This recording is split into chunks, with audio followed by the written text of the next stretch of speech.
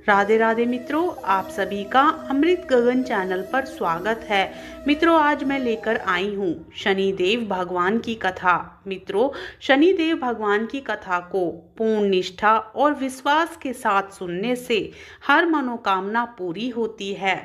मित्रों, हर व्यक्ति के जीवन में शनिदेव की अहम भूमिका होती है। अगर कुंडली में शनि सबसे अच्छी स्थिति में हो तो यह व्यक्ति को बहुत ही कम समय में बड़ी सफलता देता है। इसलिए हर संभव प्रयास करके शनि को प्रसन्न करना चाहिए। एक बार नवग्रहों में बहस हो गई कि नवग्रहों में सबसे उत्तम कौन है। इस बात के निष्कर्ष पर पहुंचने के लिए सभी देवता देवराज इंद्र के पास पहुंच गए। उन्होंने कहा, हे देवराज, अब आप ही निर्णय कर सकते हैं कि हम सब में सबसे बड़ा कौन है।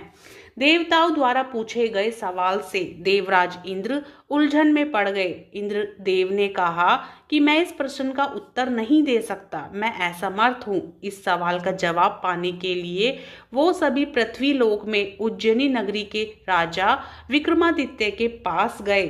राजा विक्रमादित्य के महल में पहुंचकर सभी देवताओं ने प्रसन्न किया। इस पर राजा विक्रमादित्य भी असमंजस में पड़ गए। वो सोच रहे थे कि सभी के पास अपनी अपनी शक्तियां हैं जिसके चलते वो महान हैं। अगर किसी को छोटा या बड़ा कहा गया तो उन्हें क्रोध के कारण काफी हानि हो सकती है। इसी बीच राजा को एक तरीका सूझा। उन्होंने 9 तरह की धातु बनवाई, जिसमें स्वर्ण, कांसा, सीसा, रांगा, जस्ता, अभ्रक व लोहे शामिल थे। राजा ने सभी धातुओं को एक एक आसन के पीछे रख दिया। इसके बाद उन्होंने सभी देवताओं को सिंहासन पर बैठने के लिए कहा। धातुओं के गुणों के अनुसार सभी आसनों को एक दूसरे के पीछे रखवाकर उन्होंने देवताओं को अपने अपने सिंहासन पर बैठने को कहा। जब सभी देवताओं ने अपना अपना आसन ग्रहण कर लिया, तब राजा विक्रमादित्य ने कहा, इस बात का निर्णय हो चुका है, जो सबसे पहले सिंहासन पर बैठा है वही बड़ा है। यह देखकर शनि देवता बहुत नाराज हुए। उन्होंने कहा, राजा विक्रमादित्य, यह मेरा अपमान है। तुमने मुझे सबसे पीछे बैठाया है। मैं तुम्हारा विनाश कर दूंगा। तुम मेरी शक्तियों को नहीं जानते हो। शनि ने कहा, एक राशि पर सूर्य 1 महीने, चंद्रमा 2.25 महीने, मंगल 1.5 महीने, बुध और शुक्र 1 महीने, बृहस्पति 13 महीने रहते हैं। लेकिन मैं किसी भी राशि पर 7.5 वर्ष रहता हूँ। मैंने अपने प्रकोप से बड़े बड़े देवताओं को पीड़ित किया है। मेरे ही प्रकोप के कारण श्री राम को वन में जाकर रहना पड़ा था, क्योंकि उन पर 7.5 थी। रावण की मृत्यु भी इसी कारण हुई। अब तू मेरे प्रकोप से नहीं बच सकता। शनिदेव ने बेहद क्रोध में वहां से विदाई ली। वहीं बाकी के देवता खुशी खुशी वहां से चले गए। इसके बाद सब कुछ सामान्य ही चलता रहा। राजा विक्रमादित्य पहले की तरह ही न्याय करते रहे। दिन ऐसे ही बीतते रहे, लेकिन शनिदेव अपना अपमान नहीं भूले। एक दिन राजा की परीक्षा लेने शनिदेव घोड़े के व्यापारी के रूप में राज्य पहुंचे। जब राजा विक्रमादित्य को इस बात का पता चला तो उन्होंने अपने अश्वपाल को कुछ घोड़े खरीदने के लिए भेजा। अश्वपाल लौट आया और राजा को बताया कि घोड़े बेहद ही कीमती हैं। राजा ने खुद जाकर एक सुंदर और शक्तिशाली घोड़ा पसंद किया और उसकी चाल देखने के लिए घोड़े पर सवार हो गए। जैसे ही राजा विक्रमादित्य घोड़े पर बैठे, वैसे ही घोड़ा बिजली की रफ्तार से दौड़ पड़ा।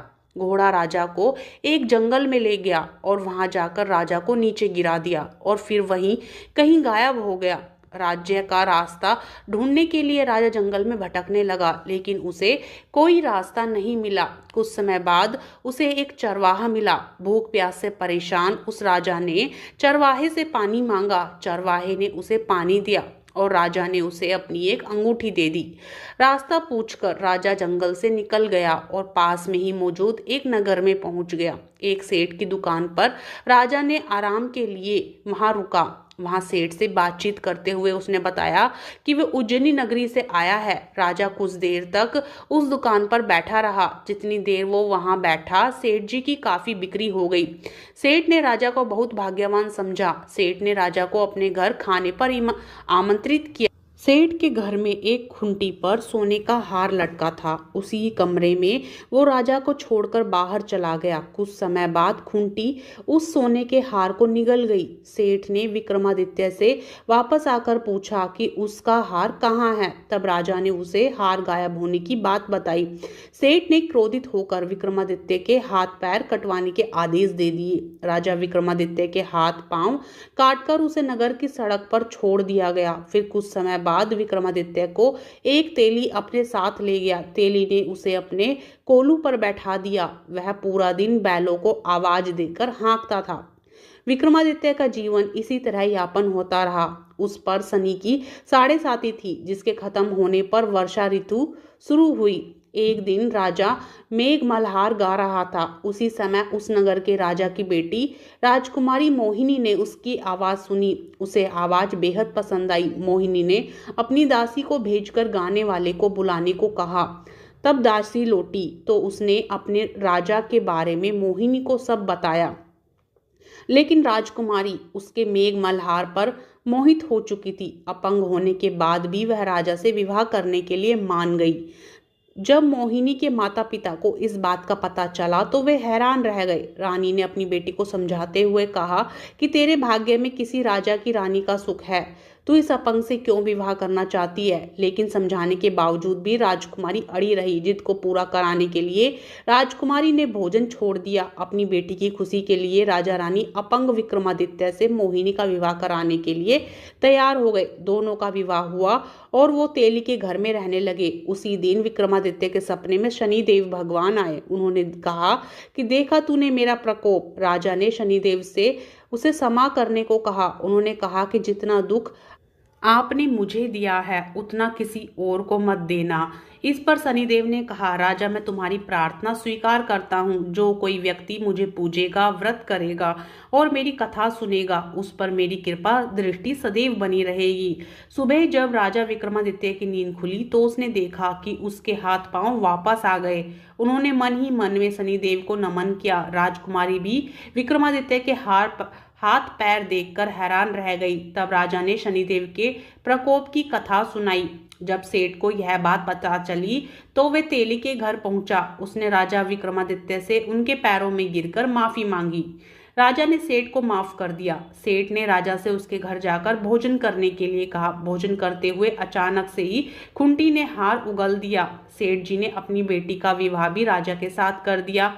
उन्होंने उसे स्वर्ण आभूषण, धन आदि देकर राजा के साथ विदा कर दिया। राजा विक्रमादित्य अपनी दोनों पत्नियों यानी राजकुमारी मोहिनी और सेठ की बेटी के साथ अपने राज्य उज्जैनी पहुंचे।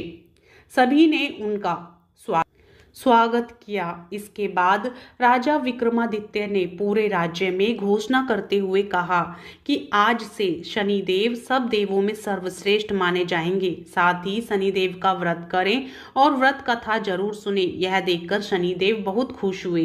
व्रत करने और व्रत कथा सुनने से शनिदेव की कृपा रहने लगी और लोग आनंद पूर्वक रहने लगे। बोलिए शनिदेव भगवान की जय।